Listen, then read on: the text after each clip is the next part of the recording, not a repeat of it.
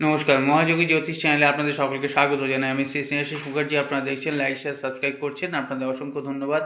যারা এখনও করেননি তাদের কাছে অনুরোধ, সাবস্ক্রাইব করুন যাতে পরবর্তী সমস্ত ভিডিও নোটিফিকেশান আপনারা আগেই পেয়ে যান। আগামী 20শে ডিসেম্বর শুক্র কেতুর নক্ষত্রে যাচ্ছে।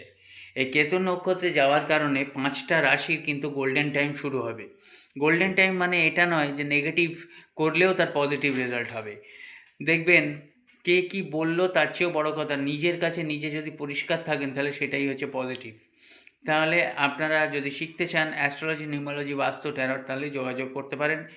রেইকি নিয়ে আমি অনেক ভিডিও করব, রেইকি নিয়ে অনেক প্রশ্নও আসছে। রেইকি সম্পর্কে যদি আপনারা কিছু জানতে চান তাহলেই জানতে পারেন বাই ওভার ফোন, কোনো চার্জ বা ফিস লাগবে না। আর 5টা রাশি গোল্ডেন টাইম যেটা শুরু হচ্ছে সেটা হচ্ছে বৃষ, তুলা, ধনু, মকর এবং মীন। লাইক শেয়ার সাবস্ক্রাইব করবেন। নমস্কার।